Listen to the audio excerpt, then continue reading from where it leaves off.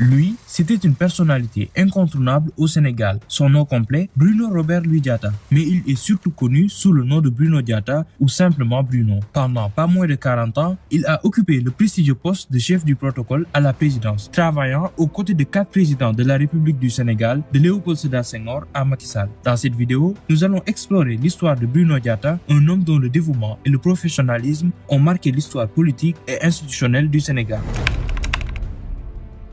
L'histoire de Bruno Diatta commence le 22 octobre 1948 à Saint-Louis, une ville emblématique du Sénégal. Mais ses racines profondes sont ancrées en Casamance, précisément à Cabrousse, le village où son père, Edouard Diatta, a vu le jour. La vie d'Edouard s'est largement déroulée à Saint-Louis, où il a consacré une grande partie de sa carrière à servir au sein de l'administration coloniale. C'est là qu'il a rencontré et épousé Clotilde Marie-Joséphine. Clotilde était la cousine d'Annette Mbaye d'Ernouville, une mulâtresse qui a marqué l'histoire en tant que première infirmière-major du dispensaire de Saint-Denis. De leur union sont nés 3 enfants, Bruno, l'aîné, Benjamin et Françoise.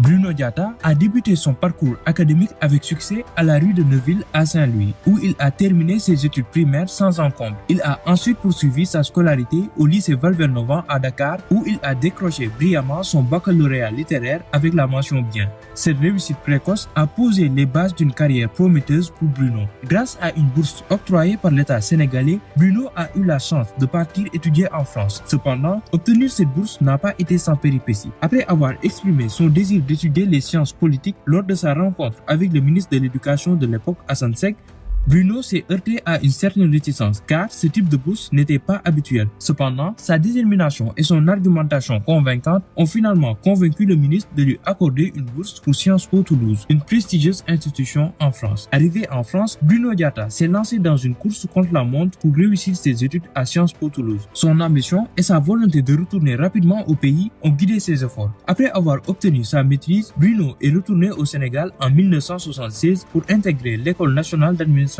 Son excellence académique lui a valu d'être classé major de sa promotion, une reconnaissance de ses compétences et de son engagement dans le domaine de l'administration publique. C'est à ce moment-là que Bruno Diatta a attiré l'attention du ministre des Affaires étrangères Assane Seck, qui l'a nommé conseiller technique à son cabinet. Cette nomination soulignait la confiance et l'estime que le gouvernement portait à Bruno en raison de son parcours brillant et de son sérieux dans ses fonctions. Son professionnalisme et son sens de l'organisation ne sont pas passés inaperçus. Le président Senghor lui-même a été impressionné par Bruno lors d'une visite au ministère des Affaires étrangères. Cette rencontre a été déterminante pour Bruno car elle l'a conduit à intégrer le service de protocole où il a rapidement gravi les échelons pour devenir le chef de protocole. Sa nomination à ce poste clé lui a donné une autorité incontestable et une responsabilité majeure dans la gestion des protocoles officiels du Sénégal.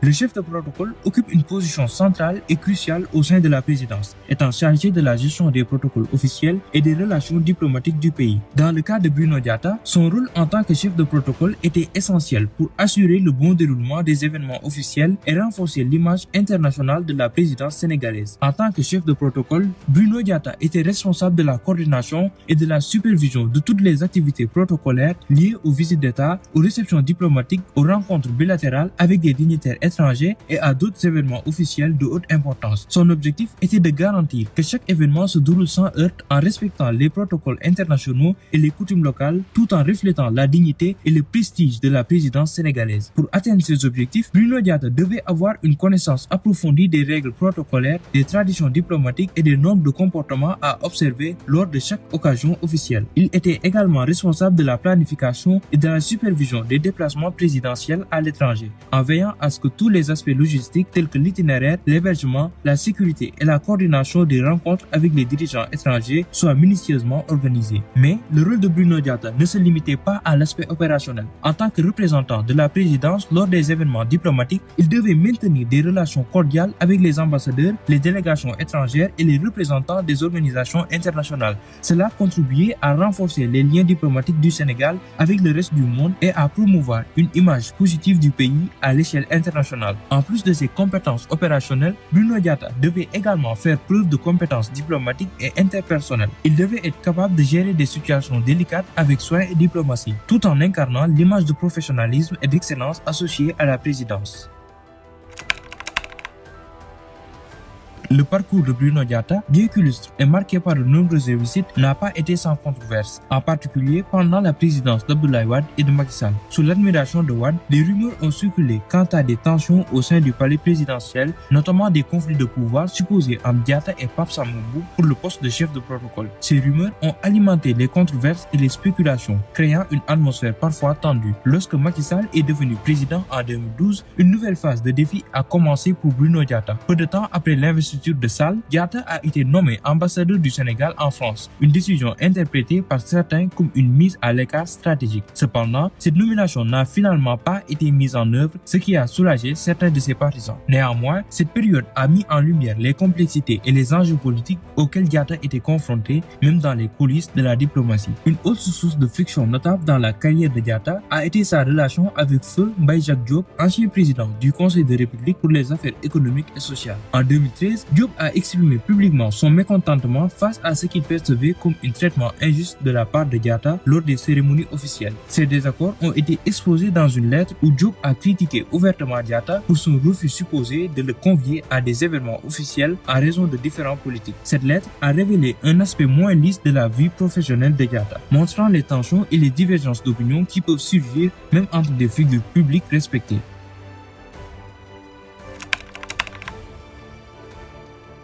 Le vendredi 21 septembre 2018, à l'âge de 70 ans, l'ambassadeur Bruno Diatta nous a quittés à l'hôpital principal de Dakar. Sa disparition a été un choc pour tout le pays, en particulier pour le président de la République, dont l'avion de commandement était sur le point de décoller lorsque la triste nouvelle est parvenue. En apprenant la nouvelle, le président Macky Sall a immédiatement annulé son voyage pour se rendre aux côtés de la famille de Diatta et a préparé un hommage national à la hauteur de son dévouement pour l'État. Lors des funérailles, l'ancien chef de l'État a rendu un vibrant hommage à Bruno Diatta, déclarant que lorsque le destin nous arrache un collaborateur d'exception, notre devoir est de lui rendre un hommage qu'il mérite. Cette déclaration forte a été suivie d'actions concrètes. Le président Sall décidant de perpétuer la mémoire de Diatta en attribuant son nom à la salle du Conseil des ministres et à l'amphithéâtre de l'École nationale d'administration. Cette reconnaissance officielle a sans aucun doute apporté un certain réconfort à la veuve de Diatta, Thérèse Turpin, ainsi qu'à leurs 4 enfants, Guylaine, Yalis, Pierre et Olivier.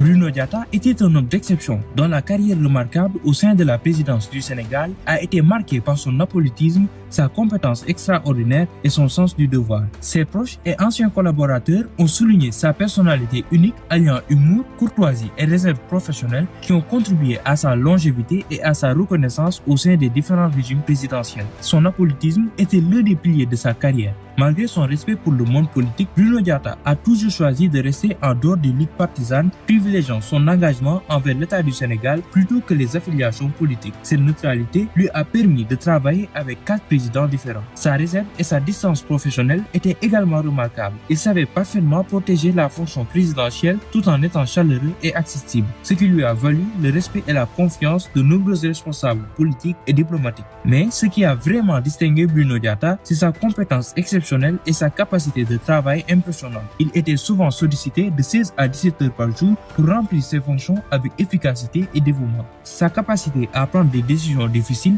et à gérer les imprévus a été saluée par ses collègues et amis. Bruno Diatta est resté 41 ans à la présidence du Sénégal parce qu'il était un professionnel hors pair, un homme de devoir et de compétences remarquables. Lors de la célébration de l'anniversaire du décès de Bruno Diatta en septembre 2021, un événement marquant a eu lieu, la présentation du livre Bruno Diatta au service de la République. Le ministre de la Culture et de la Communication, Abdoulaye Diop, a présidé cette rencontre et a souligné les qualités uniques de Bruno Diatta. Selon lui, ce livre constitue une façon d'immortaliser la mémoire de Bruno, un homme dont la simple existence était porteuse d'un message fort. Ce livre, qui compte près de 200 pages, est le fruit d'une collaboration entre l'École nationale des bibliothécaires et archivistes documentalistes de l'université Cheikh Anta Diop et la famille de Bruno Diatta, dirigée par sa femme Thérèse Turpin Diatta. Le professeur Moustapha Meng, directeur de l'EBAD, a souligné l'importance de rendre hommage à un homme tel que Bruno Diatta, dont l'efficacité et la discrétion ont été saluées de tous. L'histoire de Bruno Diatta est celle d'un homme exceptionnel dont le dévouement, le professionnalisme et la discrétion ont marqué l'histoire du Sénégal. Son parcours académique brillant, sa carrière au sein de la présidence sénégalaise et sa réputation d'homme intègre et compétent ont laissé une empreinte indélébile dans le paysage politique et institutionnel du Sénégal.